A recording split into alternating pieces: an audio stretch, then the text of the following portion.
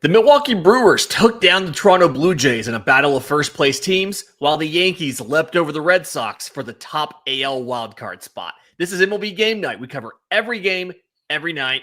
Let's get started. When that final out is made, you know it's time for Locked On MLB Game Night. All the post-game reactions to every game across the league, every single night, with insights only the hosts at Locked On can provide. Prepare to experience game day reactions like never before. Only on Locked On MLB Game Night. Your team every day. Yes, welcome on in to MLB Game Night, where we cover every single game, every single night, as only the Locked On Podcast Network can do it. I'm your host, Lindsey Crosby, host of the Locked On Braves postcast over on Locked On Sports Atlanta. Follow me on social media at Crosby Baseball. That is Steve Lennox, host of the Locked On Red Sox postcast. Follow him on the X at Lennox on Baseball. Steve, a lot of stuff to get to today. Your Red Sox, the Mets debuted some pitching prospects. The Guardians rallied to take down the Mariners. Byron Buxton did something for the first time in his career today. But before we get to that, this episode is brought to you by our friends at Monarch Money. Take control of your finances with Monarch Money. Use code LOCKEDONMLB at monarchmoney.com for 50% off your first year. We're going to start tonight's show north of the border. Brewers at Blue Jays, first game in a 3-game set. And the Blue Jays are up 2-0. And they lose this one 7-2 to the Brewers. Here's Chuck Freeman from Locked On Brewers more about how Milwaukee rallied in the 6th and 7th innings to take this one. Like every time, it looks like the Brewers might be going south for a little bit. 2-game slide against Arizona. They bounce back with a great performance like they did tonight. Hey, everybody, Chuck Freeman, Instant Reaction, Locked On Brewers. 7 runs in the 6th inning, breaking up a scoreless tie. How about our guy, Andrew Monasterio? The guy never complains when he sits on the bench or gets sent down to the minors. And when he's put in whatever position, the guy just comes through and delivers. Home run to get that 7th inning going. And the line just kept on moving. Typical Brewers, just to keep on moving the lines. Base hits, base hits, base hits. Yeah, the same guys, Durbin, Isaac Collins. They all contributed. And the Brewers get a big win against Shane Bieber and the Blue Jays. Freddie Peralta got 6 out of him. 60 pitches through 3 innings. He stuck around for another 3, and they got 6 out of him before they went to the pen. We'll see you Sunday night on the next edition of Locked On Brewers. Please subscribe. Steve, is it just me, or is Freddie Peralta like the best pitcher that nobody talks about as being one of the best pitchers in baseball? 2.58 ERA, now 16 wins on the season. We'll get into Paul Skeens, and now a 500 pitcher on the year, and probably the top choice right now for NL Cy Young. But Chuck says, Peralta just goes out there and does his job, and it's sort of the way he is described, almost the way you describe it is the way you would still describe this entire Milwaukee Brewers pitching staff. Yeah. Who are these guys to a certain degree? And we're just about at September, and everyone's still kind of outside of Milwaukee getting familiar with this pitching staff that has been solid. I mean, next man up, all these different things, and Peralta's been the front man for it. Yeah, Peralta, 1 hit, 1 walk. He gave up a double to Alejandro Kirk in the 2nd inning. Only hit he gave up. So again, 6 innings after being at 60 pitches through 3, but gets the win there. Shane Bieber takes the loss, 2 earned runs, 6 strikeouts, no walks, and 5 1/3. There were some people talking about he could be the best pitcher traded at the deadline. We'll see what happens. But Kevin Gausman versus Quinn Priester on Saturday. Fun matchup there. Not fun matchup. We're going to talk about it anyway. Braves at Phillies. Phillies win this one 2-1. Atlanta doubles up Philly on hits. 12 hits. Atlanta scores 1 run off of it. Connor Thomas from Locked On Phillies has thoughts about the Philadelphia win. I got to be honest with you guys. I have no idea how the Philadelphia Phillies just won that baseball game. I'm Connor Thomas, your host of Locked On Phillies. The Phils give up 12 hits. They only give up 1 run. They win the game 2-1 over the Atlanta Braves for their 2nd straight victory. Big time at bats late in this one. Kyle Schwarber putting together a big at bat, get a hit there in the 8th inning, end up scoring the go-ahead run with Alec Boehm hitting a fly ball to the track off of Pierce Johnson, recognizing the curveball approach, getting after it. Love that. Nick Castellanos throwing a guy out at home that would have been the go-ahead run at the time, Matt Olson. So you love to see that. And the bullpen was lights out. Guys like a Ryan Kirkring, Dave Robertson, Matt Strom, and Joan Duran looking back to his old self. You love to see that. Shout out to Mr. Athos and the Athos family, whose beach house I'm in right now. Subscribers to Locked On Phillies. We all got to watch a win tonight, and the vibes might be back, folks. We'll talk more on the next episode of Locked On Phillies. Well done. What a flex. I'll tell you how Philly won. Atlanta goes 2 for 12 with runners in scoring position. They hit into 3 double plays, and they just got all of the bad breaks. One of those double plays was a ball off of Ranger Suarez's glove. When that happened to Atlanta, the ball went into the opposing dugout. Better get an extra bait. Yeah, and the way Connor started there, I mean, it's got to sting that much more for a Braves fan because, Ranger Suarez, 1 earned run allowed over the 5. You mentioned the double plays, but he gives up 10 hits total. How do you do that? The double plays, they play a part of it. There we go. And by the way, Bryce Elder is just one of those guys right now that's going to give you fits because he turned in. You watched a very strong performance from Bryce Elder Friday night, keeping that lineup in check after they scored 19 runs in the opener on Thursday, Lindsay. Yeah, Bryce Elder's the guy. 6 starts in the month of August. 4 of them were quality starts. One of them was 6 innings with 5 runs. One of them was like 4 1/3 and 8 runs to the White Sox. He's that kind of frustrating guy where he's either going to frustrate his own team or he's going to frustrate the other team. There's no middle ground, right? But just really bad, more bad luck for Atlanta. This will be the return of Chris Sale on Saturday versus, I believe it's Christopher Sanchez. So that'll be a fun matchup there for both teams. Pirates we'll go from my team to your team. Pirates at Red Sox. You guys had to deal with Paul Skeens. This is a 4-2 loss by you guys because Skeens gives up 2 runs, 1 earned over 6. Peyton Toll, though, you guys brought up a prospect, 8 strikeouts in 5 1/3 innings. How did he look in this one? The first 5 innings, I loved it because they matched zeros. You mentioned the 2 runs that Skeens gave up, 1 an unearned run. Then he gave up a home run to Roman Anthony. That was a great matchup. Anthony tagged him second, I think third at bat. So it was 2-0. Then in the 6th inning, totally gives up 2 base hits. Alex Cora pulls him. Greg Weisser comes in. Tommy Pham, 2-run base hit. That ties the game at 2. Both those runs charged to Peyton Tolle. And then Andrew McCutchen, the run charged to Weisser, who took the loss. Red Sox just did not do a whole heck of a lot offensively. Right now, Story and Bregman, you want those right-handed batters top of the lineup, both 0 for 4. But Tolle and Skeens, they were terrific. And, I mean, he's from the left side. I heard Chris Sale, who you just mentioned, goes Saturday for Atlanta, a comp from Andrew McCutchen after the game. And someone else said David Wells. I mean, this is a guy who's 6'6", 250 pounds. Big fastball, established that early, 97, 98, 99, and then started mixing in the rest of the stuff. Will Middlebrook said in that 6th inning, he went away from his fastball a little bit. And he sort of questioned that between Connor Wong and Peyton Tolle. I'm not sure if that was part of the game plan or not. Yeah. You mentioned his size. First thing I think of is like Lance Lynn. That's just a generational thing, I guess. Yeah. First guy I thought of as a big guy like Lance Lynn, and we see how long he made it in there. You guys have lost 4 straight games at Fenway. What's going on with this? I'm hoping this is thing. It's just you come back from the road trip, boom. Yeah. You make it from 3 to 4 losses in a row at Fenway. We'll see if you guys can right the ship tomorrow. I believe that is the matchup Dustin here. I had May. it. Yep, it's Johan Oviedo versus Dustin May. That'll be a fun one.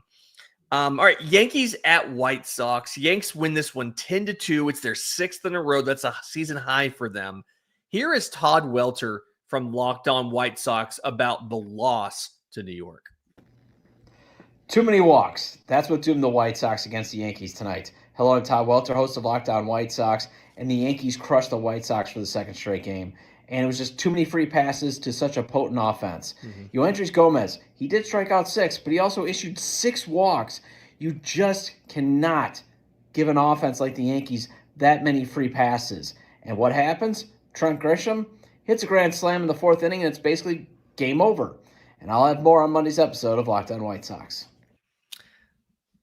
Cash it in free passes. I mean, that's a thing that you from a very young age, they tell you got to stop giving up free runners because eventually they'll cash them in, and when they do, you're going to lose.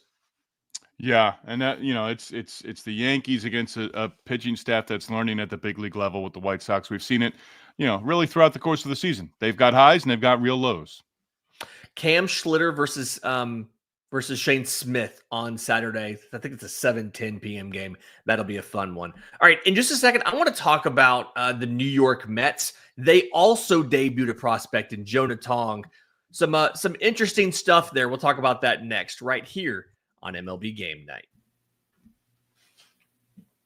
Hey, baseball fans, are you still paying full price for gas? Stop leaving money behind. Get real cash back every time you fill up with the free Upside app. Simply download the free Upside app in the App Store or Google Play right now and start earning cash at the pump today. Use our limited time promo code SEASON and get an extra 25 cents back per gallon on your first fill up. You can make up to $300 a year just from buying the gas you were going to buy anyway. At first, I kind of thought it was too good to be true. It is totally legit. Real people are getting paid just to make their daily commutes, and you can too. Plus, you can cash out anytime to your bank account, PayPal, or an e-gift card for Amazon and other brands. So don't let this offer drive on by. Download the free Upside app now using our limited time promo code SEASON for a limited time 25 cent per gallon bonus. That's promo code SEASON. Now, offers vary by user and location, so go to upside.com for full terms and conditions. All right, Steve. Mets win 19-9 over the Marlins. The Marlins have been involved in quite a few blowouts in the last couple days. Here is Chris Schubert from the Mets postcast about all of the runs and the debut of Jonah Tong. Talk about Jonah Tong, or should we talk about the Mets offense setting a new franchise record for 19 runs scored at home? Either way, a great night of Mets baseball. After a stinker last night, some sloppiness, some sleepwalking led to a loss.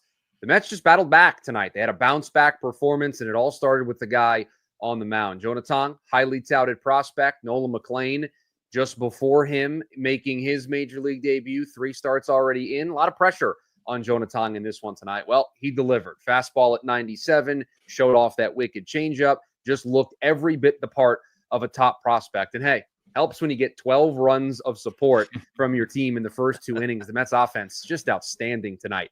They score 5 runs in the first before getting an out, 12 runs over the first 2 innings. Just a team that felt like they wanted to send a message tonight that last night doesn't speak for them.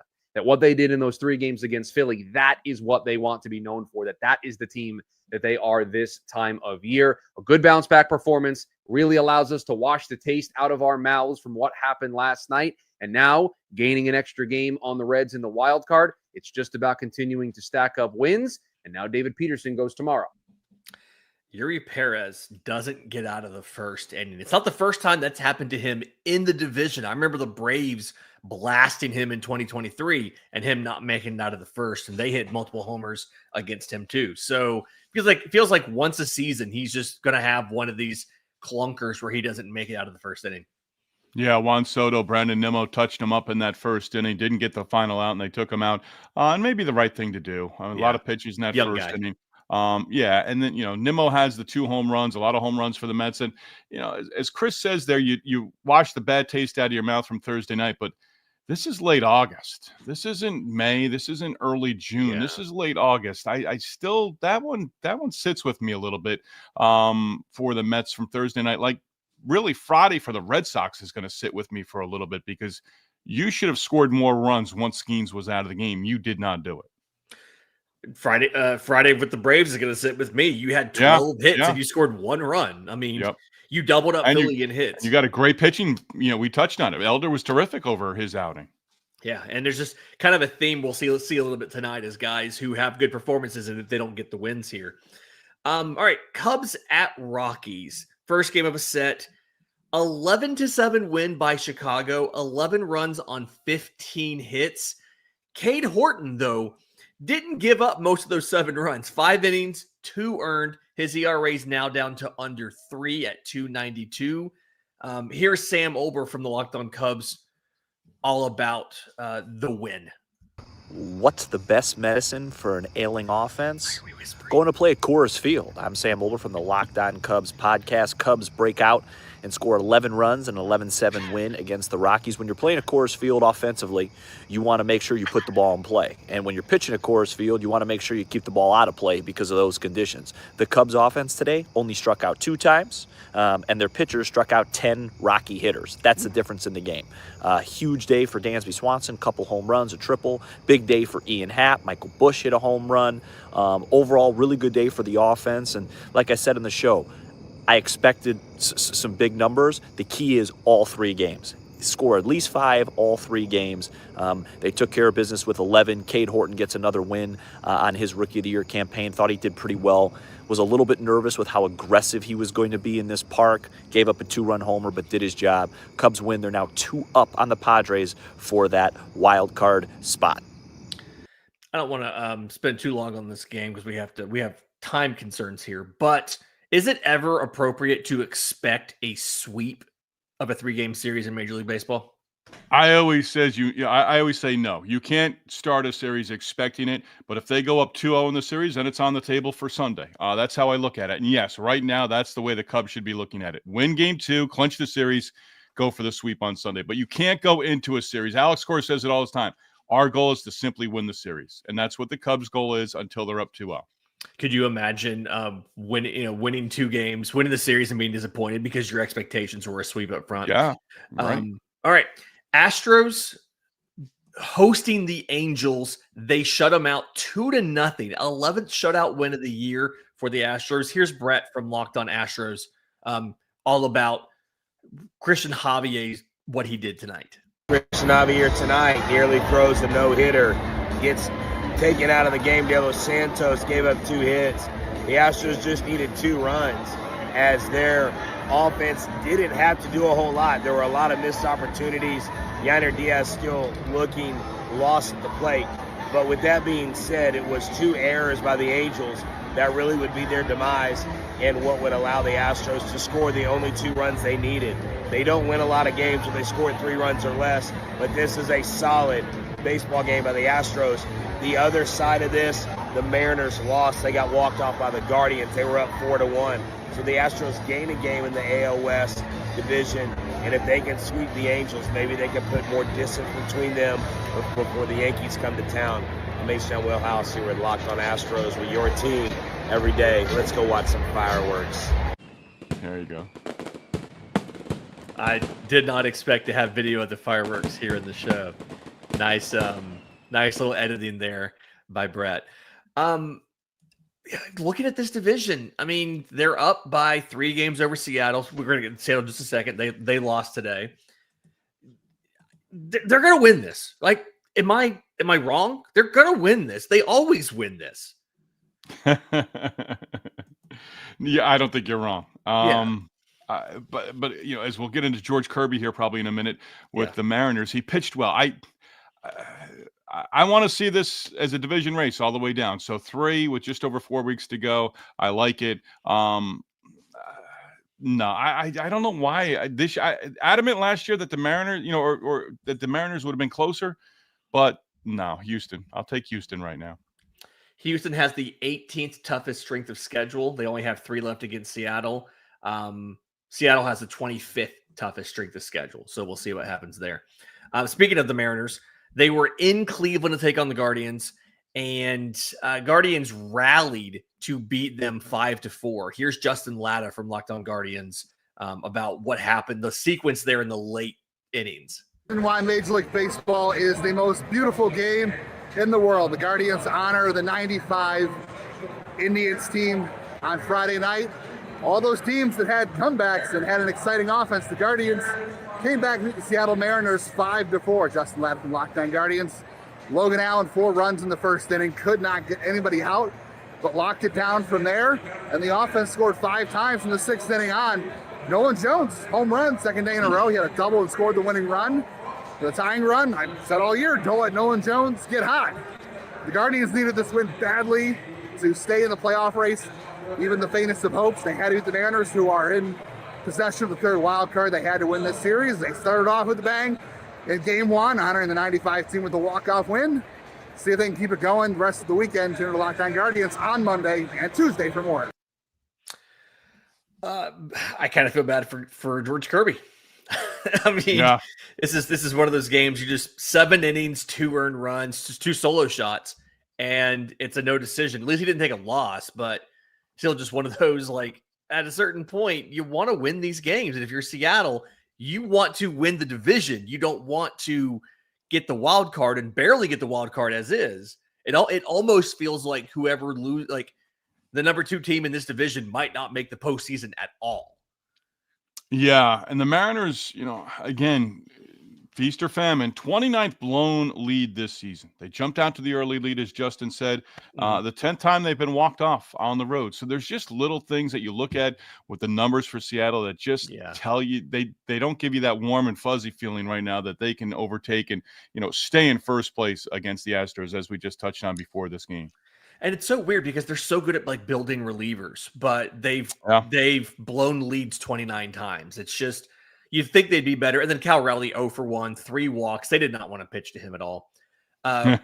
Real quick, Padres at Twins. Twins win this one 7-4 at home. Royce Lewis had a 2-out solo homer in the win. Trevor Larnach had 3 hits and 2 RBI. Byron Buxton officially clinched a 2020 season, 27 homers, 21 stolen bases. He stole 2 bags tonight. First time in his career he has stolen third base. 114 career steals, and tonight was the first time he did that at third base. Did not expect to hear that at all. Just absolutely wild. Flip side of this for the Padres, Nestor Cortez got ejected in the 4th inning, so he's charged with 3 runs on 5 hits in 3 innings. Did not record an out in the 4th before getting kicked out of the game.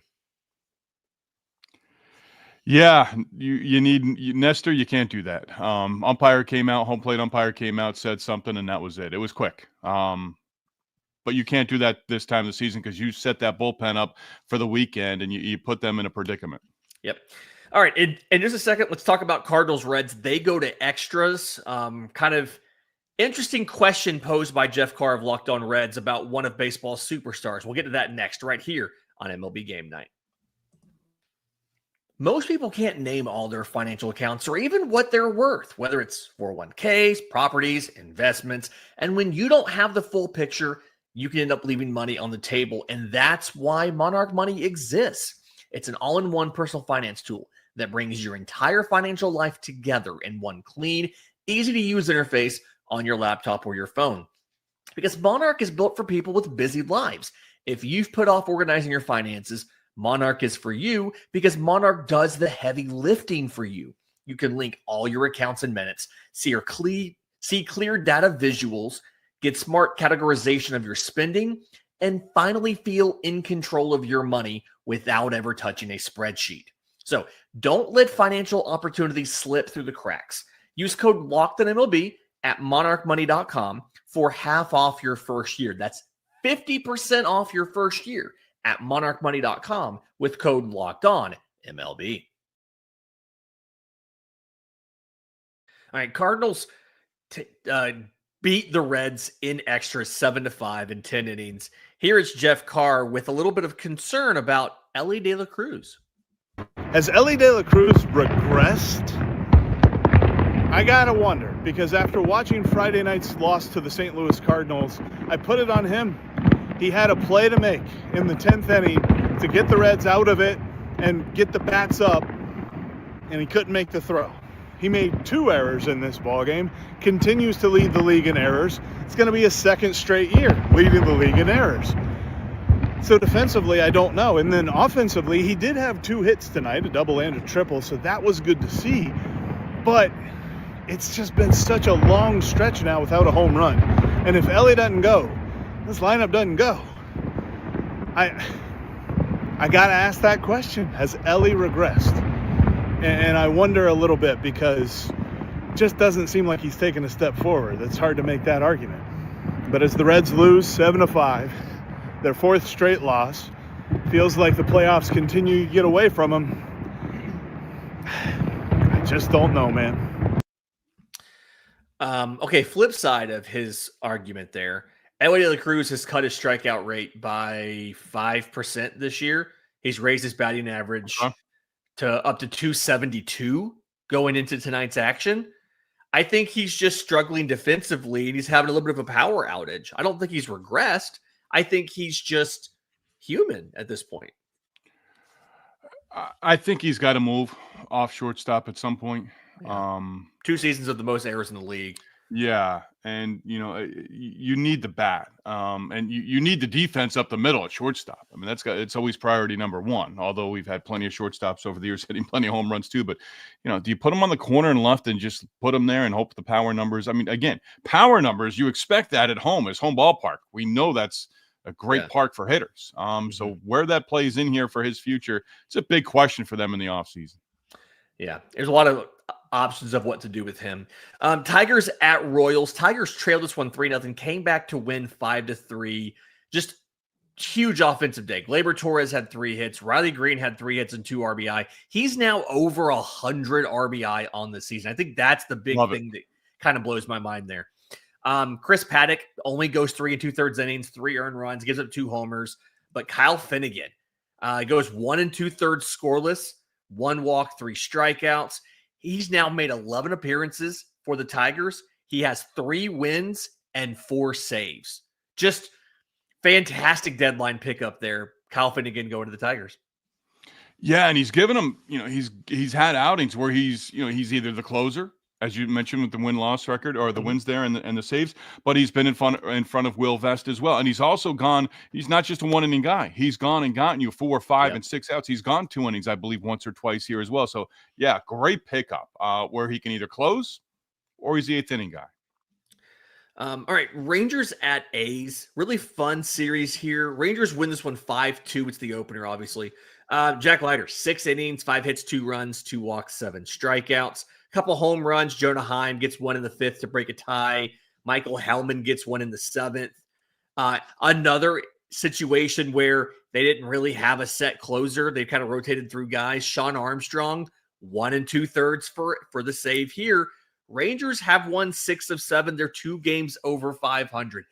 Feels like it's too little too late for the division, obviously. The wild card, they're still behind.